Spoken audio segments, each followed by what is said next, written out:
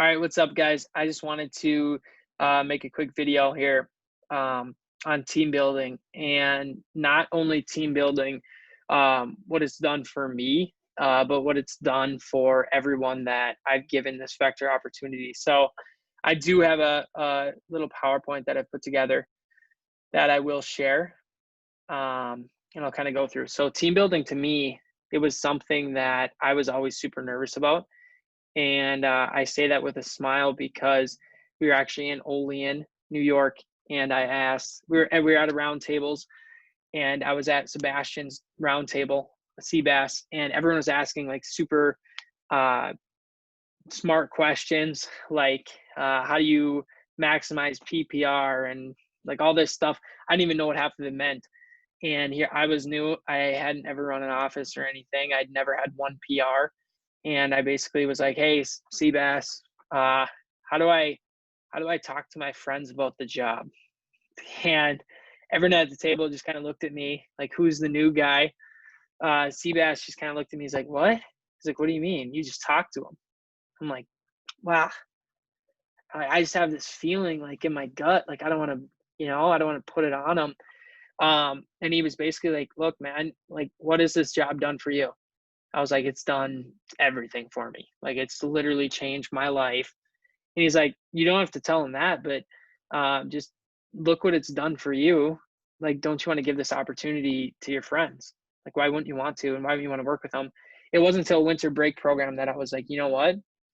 Why wouldn't I reach out to everybody I know and try to give them the vector opportunity? So I'll go through a little bit of that.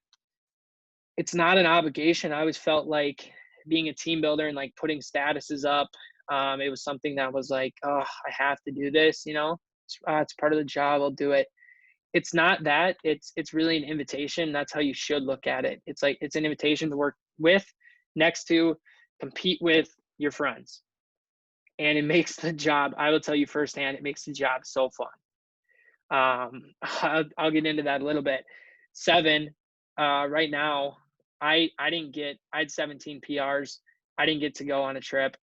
But if basically right now, if you have 7 PRs, you go to Cancun. So here's seven will come up a little bit in this, but here's a training group from December, January program. This was the privilege I had. I was in the front of the training room and I took this picture and I saved it to my memories on Snapchat. And I went back and looked at it the other day and I realized in this picture, I have 7 PRs in one photo. Caleb Swenson, Grace Gutwell, Cole Traeger, Simon Bryce, Tam Arnholt, Tyler Johnson, and Jared Erickson, they were all 7 in one photo from one training. There's my trip to Cancun in one training class. And I knew them all from so many different places. So as I looked at this picture and like dissected it, I realized how many different ways you can get PRs and build a team, a massive team to work with you. So high school friends, Grace and Caleb in that picture, the first 2, I knew it from high school. Also some PRs I've had from my high school, Lucas Oddie, who is now my one of my assistant managers, Brandon Dickman, Ashton Libby, Derek Schomer. They all went to high school with me in a town of 1,000 people. I graduate with 70 people. So these are all from my high school, which is a very small high school for most people that are watching or listening to this. You probably had like 70 people in one of your classes or whatever. I don't even know. Very small. Like in this, I had 1, 2, 3, 4, 5, 6 PRs. This is what it takes. You talk about it with them.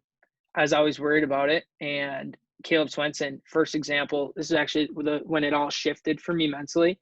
I asked Caleb, "Hey, what are you going to school for, man?" He's like, "I'm going for business." And he had like a little smirk on his face. And he's like, "Is this about Cutco?" And I was like, I was getting nervous. I was like, "Yeah, it is." I was like, what are you doing next summer?" I'm running an office. I'd love for you to be a part of that. And he was like, "Dude, I would love to." And I was shocked. Like, no joke, I was shocked by it. I had never thought Caleb Swenson would do the job in my life. Same with Grace, same with Lucas, same with Brandon, same with Ashland, same with Derek. I would have never thought that they would have sold to Cutco. Brandon Dickman, I put him on my top 50 list. I told Dane, don't even reach out. He works full-time construction. Started. Lucas Adi, my top 50 list was 138 people. Lucas Adi was number 135. Imagine if I left him off the list. I wouldn't have an AM. I wouldn't have Lucas as an AM this summer. You just got to talk about it with people. Be open. What we do is so awesome, and for the customers and for us and potentially for them. You just got to talk about what we do and basically end the conversation with, I'll have my manager reach out. That's it. That's all you have to say. And put them on the top 50 list and three-way text them with your manager. It's that easy. The second group was nearby high schools in that picture: Cole Traeger, Simon Bryce, some more that came from that. Devin Pasick, also an AM of mine this summer. Sam Hansen, nearby high school. And what did I do? I competed against him in sports, barely knew him, sent him a Snapchat. Hey, I am working with Cutco where we have some openings. What's your number? I'll have my manager reach out. Sounds good. Put them on the top 50 list, sent them three-way text. And them 4 started. 30 people didn't, but those 4 did. And them were just nearby high schools, college friends. Tim Arnold, Tyler Johnson were in that picture. Also, Riley Heller started from Mankato. And this is a really good example here. I put a story on, not an ad like we have openings, but just Josue about to fill his pockets. One of my college friends slid up, get me on this. I said, for real? He said, yeah. And I said, all right, I'll talk to you in the dining hall tomorrow. I wasn't like pushy or anything, but the next day I told him about the opportunity. He got set for an interview in Mankato. What does it take? Same thing. Talk about the job.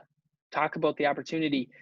Have your manager reach out, add them to a top 50 list. When you're talking about it with your college friends or any friends for that matter, you don't have to be over the top. You don't have to tell them how life-changing it is and how much it's changed your life, because nobody thinks that their life needs to be changed. That's something that I learned right away when I first started talking to people about the job. I'd be like, it's literally the best thing ever. You have to do it. I made $5,000 my first 2.5 weeks. You have to do the job. It changed my life. I'll never be the same. Nobody wants to hear that. Like, breaking news, nobody wants to hear that. Just like put it under the table, like, oh yeah, I'll have my manager reach out, and then have your manager reach out. That's something that has worked really well. And then the last group in that picture was potential business partners. So if you're looking to run an office, you want someone to be your business partner and do it with. Everyone wants a strong AM. Everyone wants a sales manager. Jared, last September, I'd reached out to him and I said, look, man, the conversation went a little different. I called him. I painted the vision. I was like, hey, this is what I'm doing next summer, and I'm running this business. I want you to do it with me. And this is a week later. He came down to Mankato. To be honest, I barely knew the guy, but I knew enough about him that I knew he'd be the perfect guy to run a business with. I got him down to Mankato. I painted the vision for him, and here he is in training. The stain on his shirt. Thanks for showing up and making me look good. Obviously, I hope you guys know what Jared has done so far. Right now, he's the best in the company, and I was right. He's the perfect guy to build a business with. And the reason that he is now on our team in St. Cloud is because I went and got him. If there's someone that you want to work with, if it's the 4.0 in high school, the person who was the leader of DECA or NHS or whatever, if that person would be killer to run a business with, go get them. Paint the vision. That one's a little different. You don't have to just throw them on a list. Make them feel like you want them, because you do. You want that person. You want a Jared Erickson. Now I have the opportunity to work with him, and we're going to do some special things. So some tips here, how to get their phone numbers. This was my original top 50 list I put out. Third column, I put Snapchat. Dane called me. He's like, hey, that list looks awesome, but like, you going to get their phone numbers? So here's a really good way to do it. There it is. Every single guy, Snapchat them. This is obviously from a guy's perspective. Girls, you can switch it up a little bit. But basically I said, Cole, what's your number, bro? Sent it. Why? Probably won't reach out, but might be getting the word out for some summer work. Oh, sweet, thanks. Everyone was super appreciative for the girls, and this was almost 99%. I got phone numbers from them. Don't over explain here. Keep it simple. Girl, super random question. Hey, but what's your phone number? Yeah, super random. Weird guy. Sent their phone number. All right, thanks. Probably won't reach out, but you might be getting the word out for some work. Oh, thanks. Appreciate it. Especially now, COVID, people need work. Nobody's going to get mad at you for that, especially when they don't even know, what it is. Other tips, be as specific as possible with your top 50 list. I know this helped Dane a ton on the right column here, extra notes to help out about the people. For example, look at number 11, Alex Tater. Great football player in high school, plays at St. Cloud State now. I know that when Dane called him, he probably mentioned something about playing me in football. So put as much as you can on there. Help your manager out. It's only going to help you out, and make the person that they're calling feel special. If part of you feels like, it's weird, I don't want to put my friends down, it's a total stranger calling them. Not a total stranger if they open the conversation with, hey, you play football at St. Cloud State? That's awesome. Let them connect. Make people feel good. This is kind of a life tip, something that I always do, and something that people do to me. It feels so good is when people slide up on my stories, whether that's Instagram story or Snapchat story. When I get slid up on, I love that. If I put a Snap story on and nobody slides up, I feel like a failure. So here's a perfect example. The girl on the left, don't even know who she is, but sometimes she hypes up the songs I put on Instagram. Feels so good. Seth Koretsky, he's from Minneapolis office, but he slid up on that song. He said jump. I don't really know what that means. Might be in the song. Honestly, no idea. I only listened to it once, but it sent a flame emoji. But that felt good. So that's what I do. Slide up on basically everyone's stuff. Here's a perfect example. Colleen, hate to give her credit, but look how many times, this is in like a 1 month span, that I slid up on her stories. 1, 2, 3, 4, 5, 6, 7, 8, 9 in about a month, because they were funny. And I do that all the time. Here's a Cole Traeger. Perfect example. Basically, our whole relationship was me just sliding up on his stuff. There he is in training. Never met the guy in person. Jab, right hook. The great Caleb Sin always talked about this. But here's another example. My cousin Noah came down to Mankato to play baseball. I met one of his teammates named Jake Carlson. I met him. We followed each other on Instagram.